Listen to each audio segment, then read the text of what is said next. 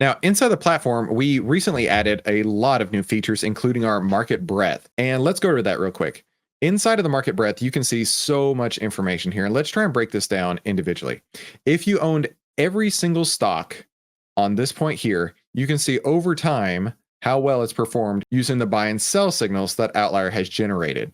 And you can zoom in and get a lot more information there with the OVTLYR index. Now, the bull list percent, this is really cool. Remember back on the watch list here, we saw how many stocks were on the bull list. For example, there were 67 new stocks added today. Well, what we figured out was that we can derive a ton of really useful data from the bull list percentage. So you can see right here, this is actually increasing tremendously right now. You can see just how many stocks are going over from the bear list and onto the bull list. This is growing huge.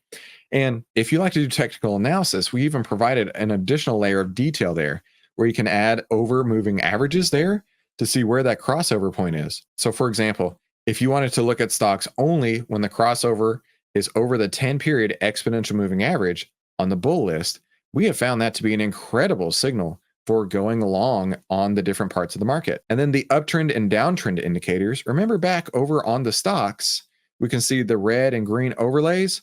Well, we've got it all for you right here. And we can see just how many stocks have green overlays versus red overlays and how that's changed over time. Like right here, there were so many stocks with red overlays. And the same is true here, so many stocks with green overlays.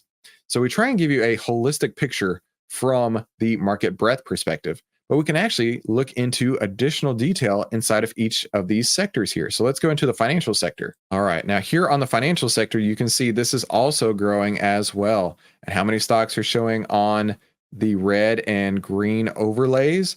And this gives you so much information, not just on the market, but on the individual sectors themselves. We find this to be an incredibly useful tool for helping time our trades, as well as finding exactly where the best opportunities are inside the market. Now, one thing that we've also found is that when the number of stocks with buy signals gets extremely high, how many people are left to buy? Well, we have found that once it reaches these extremes, like over 75% or under 25%, there are really strong pullbacks that have historically happened once we reach these highs up here and down here. So it gives you an even broader picture. Once we find an extreme using the bull list percent, it's very likely that things are about to pull back.